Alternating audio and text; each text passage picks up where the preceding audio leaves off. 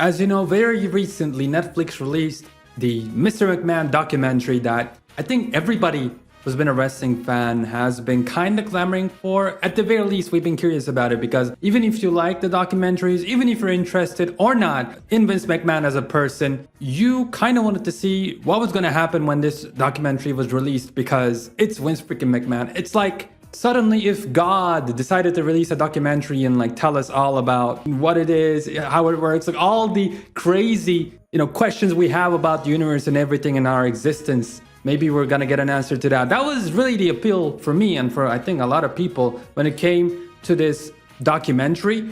We thought that we would have learned a lot about Vincent Kennedy McMahon, and we did kind of learn a couple of things, some new information that we've never ever heard ever before. But it wasn't that much. And that right there, ladies and gentlemen, is the biggest problem with this whole documentary. It wasn't really about Vince McMahon. The overwhelming majority of it was about the WWE and how it came to power in a very skewed way of telling it, by the way, because it was told by Vince McMahon, Shane McMahon, Hulk Hogan, The Rock, John Cena, all of them, obviously the Glazers of the WWE because they literally are the WWE. And even though I really don't like Dave Meltzer for a variety of reasons, he was like the only guy like actually fact-checking and grounding some of the wild claims here. So somehow this documentary did the impossible for me and it made me tolerate Dave Meltzer. Even from episode 3 and 4, when I stopped watching the series or took a little break watching the documentary, like I knew that this was basically going to be a recap of what happened in the history of the WWE. We got some information about the territories, all the weird allegations and lawsuits, the big ones, like a Chris Benoit, like an Owen Hart, like, the WWF name getting copyright struck by World Wildlife Federation. It's cool that all of those were in there, but we kind of just saw them in name. And the documentary talked about them on the surface. And like I said, I hoped that this documentary would be a little different. At the very least, even if we're not going to get more information on the Ring Boy scandal, for example. That is one of the craziest things ever. Just because on YouTube I came across years ago the promo that Roddy Piper did on TNA, kind of alluding to this stuff. I guess he was also a victim of this Ring Boy scandal. It's seriously messed up and we don't get to the bottom of any of those. And we don't really get to the bottom of Vince McMahon as a human being, as a character. I'm not saying make him this pariah, make him untouchable. With his flaws, with his good sides and many, many bad sides, I wish we could have just gotten a more in-depth look at who exactly Vince McMahon was, but the man never talks about himself, right? Even in the very beginning of the documentary, that's what he says. I've never done this before, I don't like it. And then outside of the documentary, you would just be backstage running stuff in the WWE, but you would never really... He had a Twitter, he had social media, but you could tell that it was just ran by different people. It wasn't really Vince McMahon himself. While the world of the internet is burning itself apart because of a bad booking decision that Vince McMahon did. Vince McMahon, he would really don't care, like, it's the internet, why should I care, it's not real life. That was his attitude, and that's why we never really got that much of an insight as to who he exactly was. And before I talk about some of the tiny bit of information we got about Vince, I should say that because this is basically a normal interview where Vince is free to answer or not answer or lie about any of the things that he's been asked about in this documentary. Even the new or unusual quotes and information we got thanks to this documentary, like I cannot 100% trust it. How do I not know Vince McMahon, one of the greatest promoters of all time, was he not embellishing what he was saying? You know what I mean? So that's why this documentary, I would call it mid, because it simply wasn't what it was advertised about. Not really. And then as a wrestling fan, we already knew everything. I mean, everything that this documentary was talking about. I will say, again, as a wrestling fan, for me and you, this was a good refresher, all right? Like, a lot of the events, especially, for example, the Owen Hart thing, I knew about it.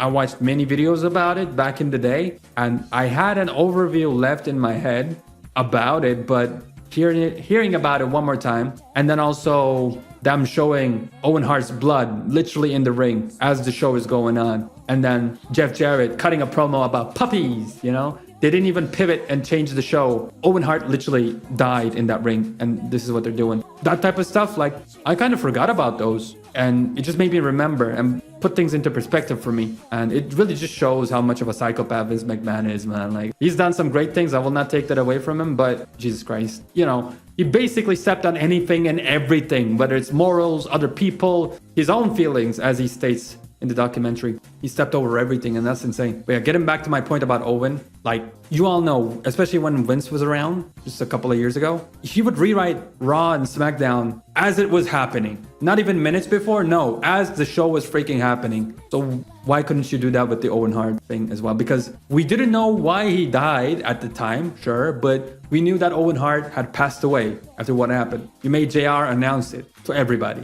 You knew what happened. So yeah, the show must go on. I could kind of understand making that call, but at least change it up a little bit. But yeah, stuff like that was interesting. I think valuable to see. Again, it was a good refresher. And my comment on this the whole time was like, if I have a friend that's interested in wrestling a little bit, but he's never saw like any wrestling at all, just a tiny bit, I guess, and he basically knows nothing about it, this is a documentary I would show him. This is like the introduction class to wrestling that you would get in college. Like, this is a great semester. But because it talks about pretty much everything, it can't help but be hollow a little bit. Now, the new information we got about Vince McMahon in this was, for me, the thing that stuck out the most was what was said in the first episode about Vince McMahon, Sr. and Jr., his father, and his relationship with his father was interesting. The fact that he looked for so much approval, and how that same search kind of showed up with Shane McMahon in the future. That made so much sense to me after watching all that, looking back at what Shane did with Kurt Angle as they showed, or even when he's way too old to be doing it, jumping off of a Hell in a Cell and doing all that crazy stuff, the freaking shooting star press and everything. I always thought that he did all those just so nobody could say, oh, he's the boss's son, so yeah, obviously he's gonna get special treatment. I thought that was the reason why, like, we wanted everybody to shut up about that. And I'm sure that's part of the reason, but yeah, it just makes you realize how much approval he wanted from his father, Vince McMahon Jr. himself. And then again, it put into perspective to me why Vince McMahon even hates sneezing, because it's out of, it's out of his control. We always heard that many, many times. And I thought it was kind of ridiculous. I thought it was a bit of a caricature of who Vince McMahon actually was. But again, after watching this documentary and hearing Vince McMahon talk, even through his own lens, I could clearly tell, yeah, this comes from childhood. He has this inferiority, easy for me to say, complex. And anytime he's out of control, he just might look inferior. And so he cannot let that happen. So sneezing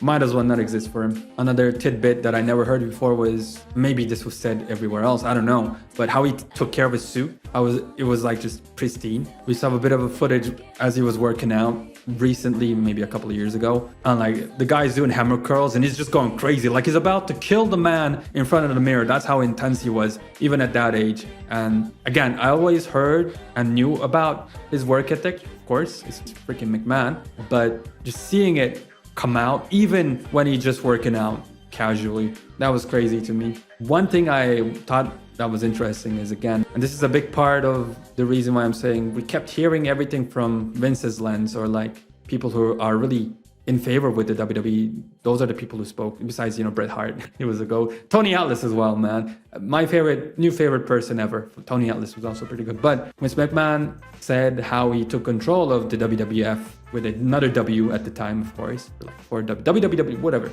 Not the point. The thing is, he took control of it, and I always thought like he was really smart. He outsmarted his parent. He worked really hard, and then that's how he got control of it. But no, that's the way he puts it in the documentary. He's like, yeah, I was such a genius. I made a super good deal.